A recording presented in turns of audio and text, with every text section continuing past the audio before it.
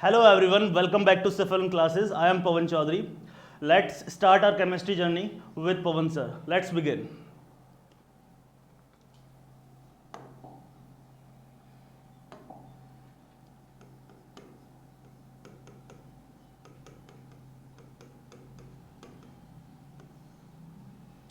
बच्चों अगर हम बेसिकली अगर सबसे फर्स्ट जो हमारे पास टर्म है वो है बेटा केमिस्ट्री।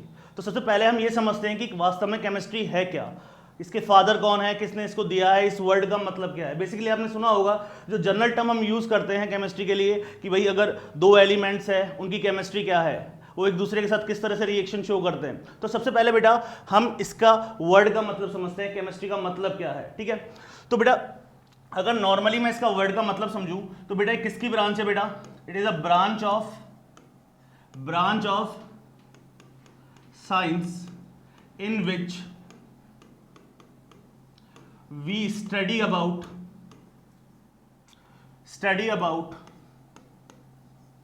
The composition. बेटा ये वर्ड बहुत इंपॉर्टेंट है जो मैं लिख रहा हूं यहां पे। जो फर्स्ट वर्ड लिखा है मैंने वो लिखा है बेटा कंपोजिशन। सेकेंड वर्ड जो लिख रहा हूं बेटा वो है स्ट्रक्चर। जो थर्ड लिखूंगा बेटा वो है उसकी प्रॉपर्टीज एंड एप्लीकेशंस। और बेटा ये जो सारी चीजें हम लोग पढ़ने वाले हैं ये पढ़ेंगे किसी भी मैटर के लिए, एप्लीकेशन ऑफ मैटर। और किसके रेस्पेक्ट में पढ़ेंगे सारी चीजें ये हम पढ़ेंगे बेटा विद रेस्पेक्ट टू टाइम। देखो अभी आपको समझ में आएगा मेरे कहने का मतलब क्या है। पहले तो ये समझते हैं कि केमिस्ट्री क्या है। केमिस्ट्री एक बेटा साइंस की ब्रांच है जिसके अंदर हम किसी भी एलिमेंट की या किसी भी मैटर की कंपोजिशन, उसका स्ट्रक्चर क्या है, उसकी प्रॉपर्टीज क्या है एंड देन उसके एप्लीकेशंस क्या है, इन सब की स्टडी करेंगे with respect to time. Okay, now जैसे मैं इसको एग्जाम्पल से समझाता हूं आपको बेटा। जैसे मैंने छोटा सा एग्जाम्पल लिया है यहाँ पे, जो बेसिक एग्जाम्पल है अपने पास, जो हम लोग डेली अपनी लाइफ में यूज करते हैं, वो है बेटा वाटर। वाटर का केमिकल फॉर्मूला होता है बेटा H2O। देखो मैंने 4 वर्ड लिखे थे अभी आपके साथ थोड़ी देर पहले। पहला जो मेरा वर्ड था वो था कंपोजिशन। कंपोजिशन का मतलब क्या है बेटा, कंपोजिशन का मतलब है कोई भी मैटर बना हुआ है वो कौन कौन से एटम से बना हुआ है। ठीक है, तो अगर मैं इसकी वाटर की बात करता हूं तो वाटर का कंपोजिशन क्या है बेटा, हाइड्रोजन एंड ऑक्सीजन। ठीक है, जो जिस चीज से बना हुआ है उसको हम उसका क्या बोलेंगे बेटा, कंपोजिशन बोलेंगे। दूसरा जो मैंने पॉइंट लिखा था वो था बेटा स्ट्रक्चर। अगर मैं स्ट्रक्चर की बात करता हूं तो स्ट्रक्चर कैसी होती है वाटर की, बेटा ये इसकी स्ट्रक्चर है।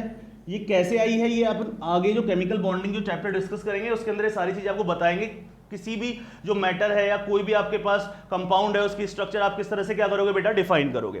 देखो बेटा जो इसकी स्ट्रक्चर होती है वाटर की, या तो देखो ये शेप कैसी है बेटा, ये वी शेप बन रही है। ठीक है, तो इसको बेटा या तो वी शेप बोलेंगे हम लोग, या फिर बेटा ये बैंड भी तो है। ऐसी जो शेप होती है क्या है बेटा, बैंड है, या फिर हम इसको क्या बोलेंगे बेटा, बैंड शेप। पहला कंपोजिशन, कंपोजिशन मतलब कि हमारा जो मैटर है वो कौन कौन से एटम से मिलकर बना हुआ है। The second one is structure, कि भाई जो हमारा मैटर है उसकी स्ट्रक्चर क्या है। ठीक है, जो थर्ड हमने जो प्रॉपर्टी लिखी है, इस प्रॉपर्टी का मतलब क्या है बेटा। देखो प्रॉपर्टी जब भी आप देखोगे ना कभी भी केमिस्ट्री में, तो प्रॉपर्टी आप 2 टाइप से देखते हो। पहली जो प्रॉपर्टी होती है बेटा वो होती है कि भैया उसकी फिजिकल प्रॉपर्टी क्या है, और जो दूसरी वन आती है बेटा, जो सेकंड वन आती है वो आती है बेटा उसकी केमिकल प्रॉपर्टी क्या है। अगर मैं फिजिकल प्रॉपर्टी की बात करता हूं तो केमिस्ट्री के अंदर फिजिकल प्रॉपर्टी में आप क्या क्या चीज चेक करोगे बेटा, उसका कलर क्या है, उसकी सॉल्युबिलिटी क्या है, वो एसिडिक है या बेसिक है, उसका ऑर्डर क्या है, उसकी स्मेल क्या है। ये सारी की सारी चीजें किस में आती हैं, फिजिकल प्रॉपर्टी में आती है। केमिकल जब भी प्रॉपर्टी की बात करेंगे तो केमिकल प्रॉपर्टी में भैया ये आता है कि इसकी रिएक्शंस क्या क्या होंगी, क्या क्या रिएक्शंस वाटर मॉलिक्यूल शो करेगा। फॉर एग्जाम्पल जैसे अगर मैंने वाटर की रिएक्शन कराई यहाँ पे NaCl के साथ, और ये प्रोडक्ट क्या बना अपने पास, एक HCl बना और साथ में क्या मिला अपन को, NaOH। तो जितनी भी रिएक्शंस होंगी वाटर की वो हम किसके अंदर पढ़ेंगे बेटा, उसकी केमिकल प्रॉपर्टीज के अंदर। और जो उसकी फिजिकल स्टेट है कि ये लिक्विड है, सॉलिड है अपने पास या वेपर फेज में है, ये सारी की सारी चीजें किसमें पढ़ेंगे हम, उसकी फिजिकल प्रॉपर्टीज में। तो थर्ड जो हमारे पास जो थर्ड जो वर्ड था वो क्या था बेटा, प्रॉपर्टीज। उसके बाद जो फोर्थ वर्ड है वो है इसकी एप्लीकेशंस, कि भाई वाटर के यूजेस क्या क्या हैं, ठीक है, और इनकी डिटेल स्टडी ही किस में आती है बेटा, केमिस्ट्री के अंदर। ओके, नाउ अब जो सेकंड टॉपिक हम इस पे, जो सेकंड पॉइंट हम इसके ऊपर डिस्कस करेंगे वो करेंगे बेटा कि फादर ऑफ केमिस्ट्री कौन है, ठीक है। तो अगर मैं फादर ऑफ केमिस्ट्री की बात करूं तो बेटा फादर ऑफ केमिस्ट्री है अपने पास यहां पे एंटोनियो लेवोशियर। कौन है बेटा, अगर मैं फादर ऑफ केमिस्ट्री की बात कर रहा हूं तो कौन है अपने पास father of chemistry, A dot Lavoisier, Antonio Lavoisier है, ठीक है। अब ये तो हमने बेसिक बात कर ली किसकी बेटा, कि केमिस्ट्री है क्या, ठीक है।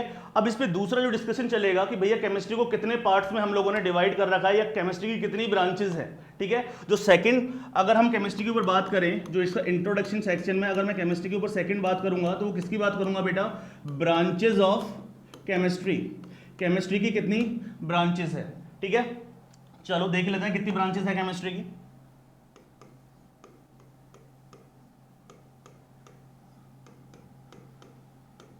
बेटा जो नीट लेवल पे अगर हम बात करें तो केमिस्ट्री की हम यहाँ पे 11th 12th लेवल पे 3 ब्रांचेस पढ़ते हैं, ठीक है। जो फर्स्ट जो ब्रांच है बेटा इसकी वो है फिजिकल केमिस्ट्री।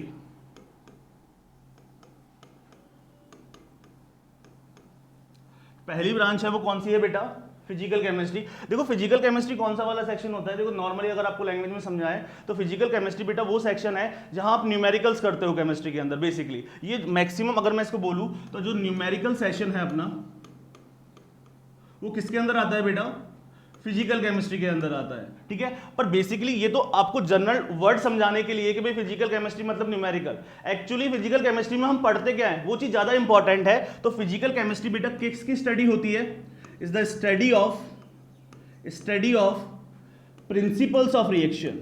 अपने पास कोई भी केमिकल रिएक्शन है उसके प्रिंसिपल्स क्या है, इसकी स्टडी करना ही बेटा क्या है बेटा, फिजिकल केमिस्ट्री। देखो बेटा अगर हमारे पास ब्रांचेस है तो ब्रांचेस के बेटा फादर सबके अलग अलग होते हैं। जैसे केमिस्ट्री के फादर की बात कर ली अपन ने तो बोलिए एंटोनियो लेवोशियर। अगर मैं फिजिकल केमिस्ट्री के फादर की बात करूंगा तो फादर ऑफ फिजिकल केमिस्ट्री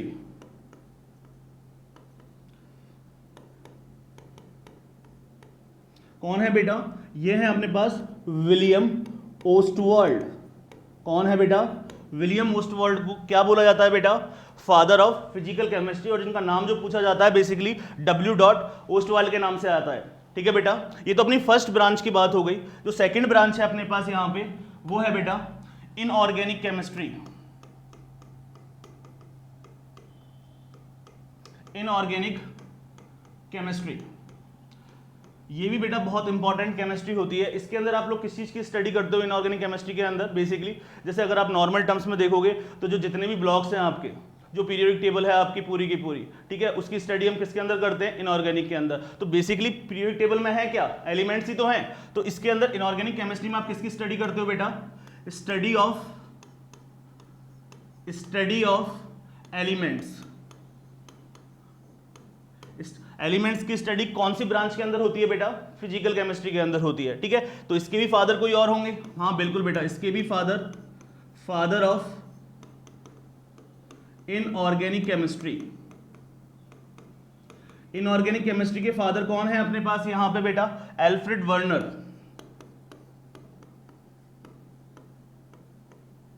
कौन है, एल्फ्रेड वर्नर। देखो बेटा ये पहले पूछे जाते थे साइंटिफिक नेम, पर अभी ये नहीं आते हैं, तो आप सिर्फ इसको नॉलेज के लिए ही याद रख सकते हो। अगर नहीं भी है तो भी कोई प्रॉब्लम वाली बात नहीं है, ठीक है। और जो थर्ड जो हमारे पास जो लास्ट जो ब्रांच आती है यहाँ पे, उसकी सबसे इंपॉर्टेंट ब्रांच है, मैं आपको अपने इंट्रोडक्शन सेशन में बता चुका हूं, ये ऑर्गेनिक केमिस्ट्री। बेटा ऑर्गेनिक केमिस्ट्री के अंदर आप किसकी स्टडी करते हो, बेसिकली ऑर्गेनिक केमिस्ट्री के अंदर हम जो स्टडी करते हैं बेटा कार्बन और उसके कंपाउंड्स की स्टडी करते हैं। बेसिकली अगर बात करूं तो कार्बन की 99% जो आप स्टडी करोगे, कार्बन और हाइड्रोजन दोनों चीजें क्या होंगी, साथ में होती है। तो study of carbon containing compounds.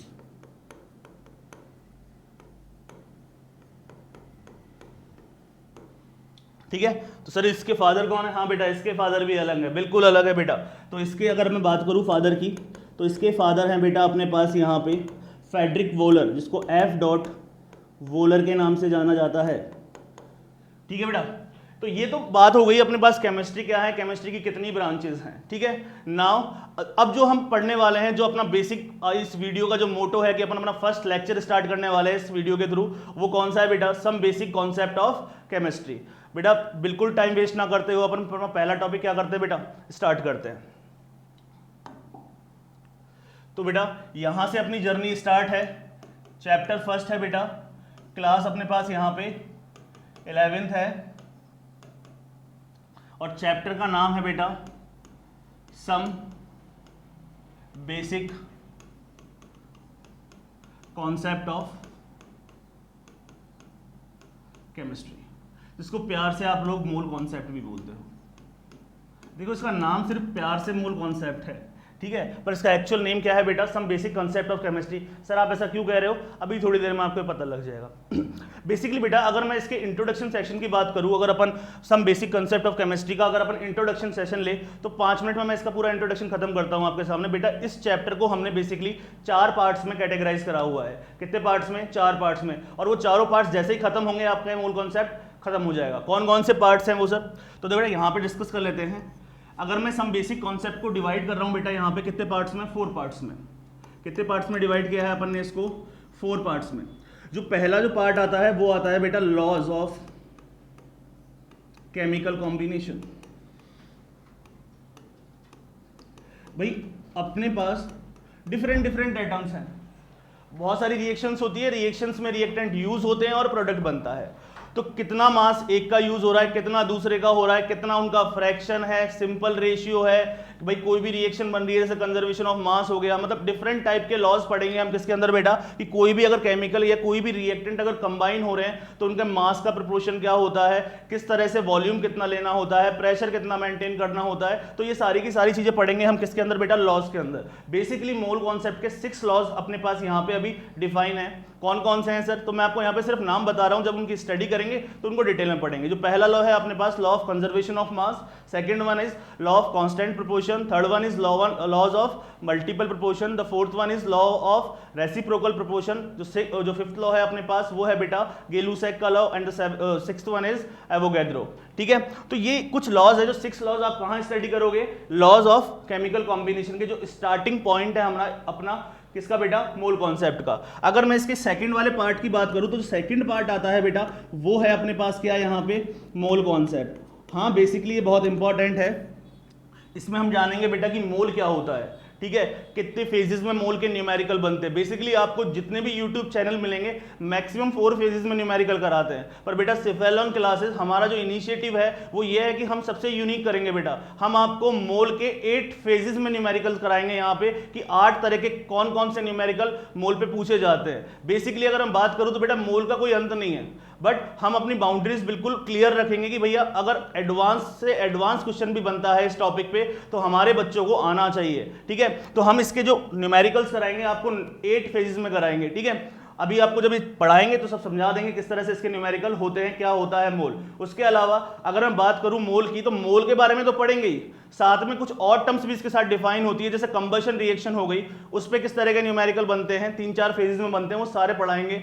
Limiting reagent क्या होता है, किसी भी अगर कोई भी आइसोटोपिक फॉर्म है एलिमेंट की, ठीक है, तो उनका एवरेज एटॉमिक वेट या मॉलिक्यूलर वेट किस तरह से डिफाइन किया जाता है। ये सारे के सारे कॉन्सेप्ट हम कहाँ पढ़ेंगे बेटा? मोल के अंदर पढ़ेंगे। जो थर्ड जो सेक्शन रहता है इसका वो आती है बेटा concentration terms.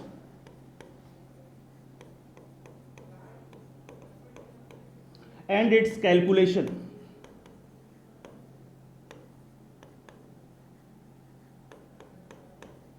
Concentration terms basically बेटा यहाँ पे अगर मैं बात करूँ 11th के अगर सेक्शन में बात करूँ तो इतना 11th के सेक्शन में है नहीं। क्यों? क्योंकि देखो बेटा 2 चैप्टर है, एक मोल है और एक 12th क्लास में चैप्टर है सोल्यूशन।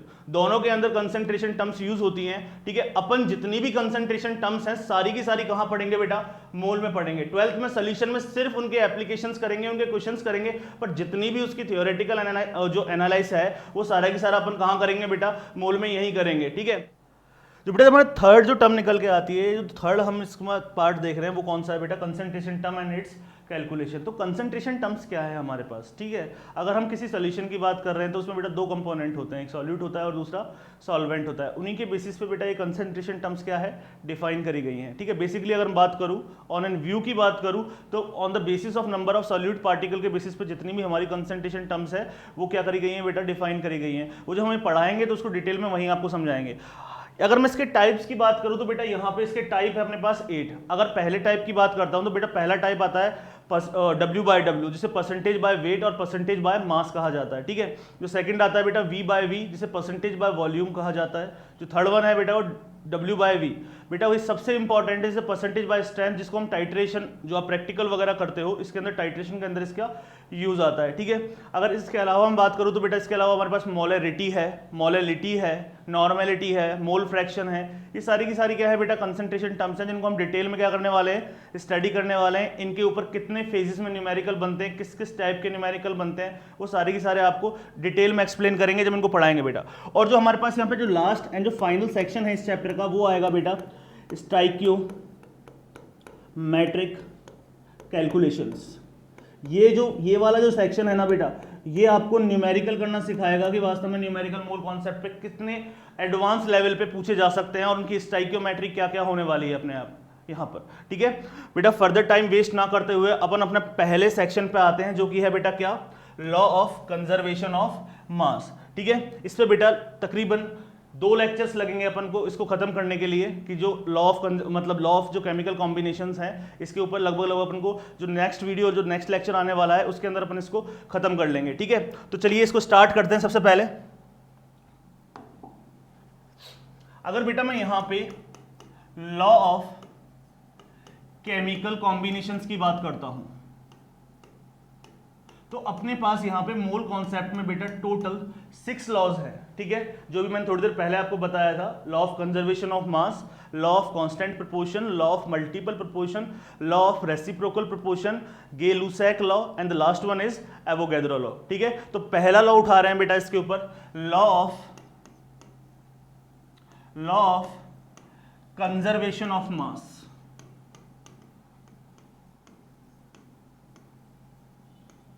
सबसे पहले बेटा इसकी डेफिनेशन देखेंगे कि वास्तव में लॉ ऑफ कंजर्वेशन ऑफ मास होता क्या है बेटा। अगर इसके अकॉर्डिंग बात करें अपन, अगर मैं केमिस्ट्री के अकॉर्डिंग बात करूं तो बेटा ये लॉ आप 9th में भी पढ़ते हो, 10th में भी पढ़ते हो। वहां आपको बताया जाता है कि मास can not be created and nor be destroy, जो कि इसका बेसिक प्रिंसिपल है यहाँ पे कि एक लॉ किसके ऊपर दिया है बेटा, मास पे, कि मास कैन नॉट बी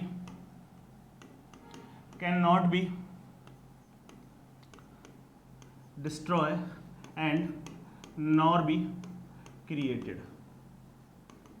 नहीं तो आप मास को बना सकते हो, नहीं आप मास को डिस्ट्रॉय कर सकते हो, ठीक है।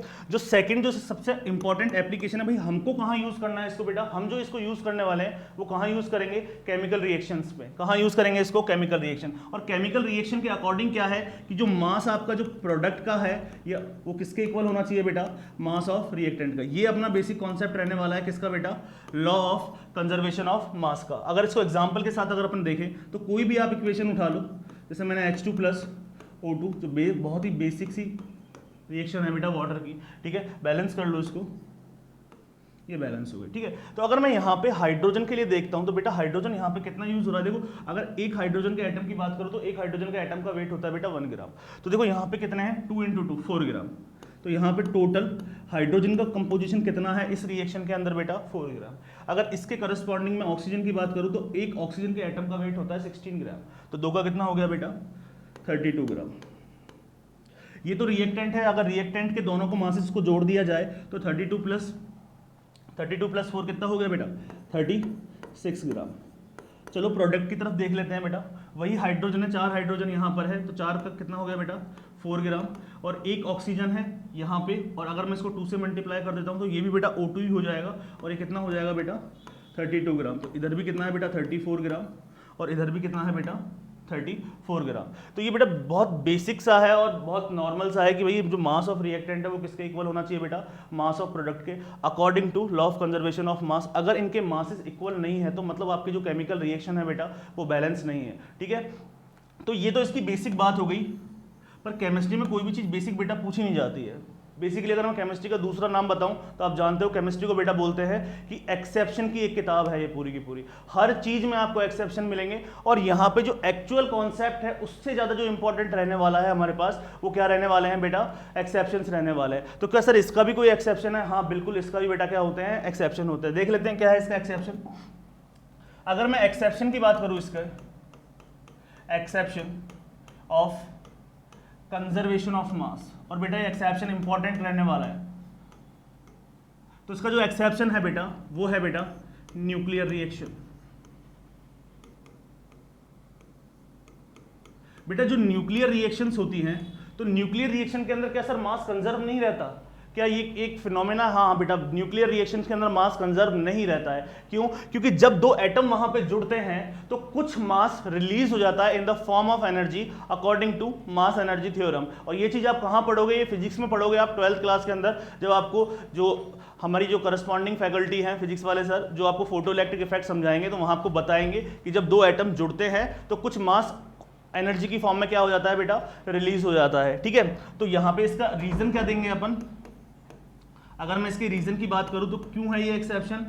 मास, ये बोलेंगे हम बेटा इसको, during the addition of reactant some mass are released in the form of energy। Energy की फॉर्म में क्या होता है बेटा, रिलीज हो जाता है। और किसके according? According to mass energy theorem. तो इसका बहुत बेसिक सा एक्सेप्शन है और ये आपको बेटा याद रखना है। आज के बेटा लेक्चर में सिर्फ हम इसी के टॉपिक के ऊपर बात की है बेटा, किसके ऊपर? लॉ ऑफ कंजर्वेशन ऑफ मास के ऊपर। जो नेक्स्ट आपके पास जो लेक्चर या वीडियो आने वाला है उसके अंदर बेटा हम पूरे लॉस को क्या करेंगे, खत्म करेंगे बिल्कुल सिस्टमैटिक तरीके से, और इनके ऊपर किस तरह के न्यूमेरिकल्स बनते हैं लॉस के ऊपर, वो थर्ड जो लेक्चर आएगा उसके ऊपर अपन क्या करेंगे बेटा, डिस्कस करेंगे। Thank you so much.